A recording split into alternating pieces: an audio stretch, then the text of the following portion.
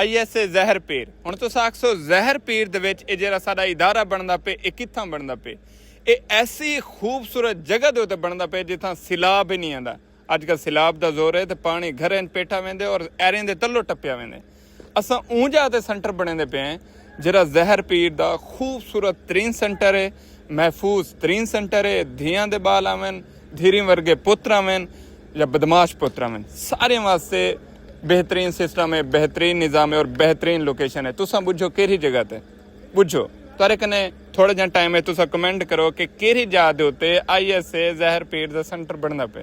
उत्थां कने क्या है, फायर ब्रिगेड भी है, रेस्क्यू भी है, एमरजेंसी मेडिकेशन जो भी हैं वो भी हैं, बैकअप इंटरनेट भी है, लाइट भी है, स्पोर्ट्स कंपलैक्स भी है, चंगा भलियां चीज़ां हैं और नाल होटल भी है जिते तुसा चाह पानी टुक्कर सारा कुछ। अगर तुसा परें चाहते वे तुसा रिहायश भी रख सकते वे, क्लब भी है। ये सारियां चीज़ां जहर पीरे च हुण तुसा दसो ये जहर पीरे च कित्थां है?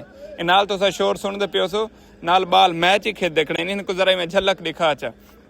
ये जहर पीरे च अगर तुसा आसो ऑनलाइन कम सीखण या पैसे कमावन तो आको असां मैच ही खिलवे सो। पता लगे जहर पीर दी वहद जगह है जिते सारे सहूलत हैं और उनका नाम है मोटरवे सिटी। जी हाँ, ये मोटरवे सिटी ये जहर पीर दी बल्कि सारे साउथ पंजाब राजनपुर कोट मिठन या जितने भी इर्द गिर्द के इलाके हैं उत्थों की जी बेहतरीन सोसाइटी है या बेहतरीन लिविंग प्लेस है या जेरे लोग ओवरसीज हैं बाहरों आंदे पे आंदे सारे बाल महफूज होवन, अच्छी जगह अच्छा घर जितना सैलाब का पानी ना आवे। मैं जहर पीर वाली जगह देखना थिया, ये जहर पीर दी सोसाइटी है।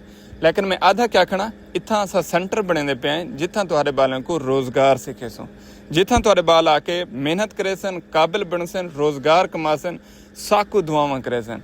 भला जेरे पैसे कमा सन तुसा उन्हें नाल इत्थां ही अपना घर बनवाना है, जिथों सीखो उथों कमाओ तो उथों घिनो।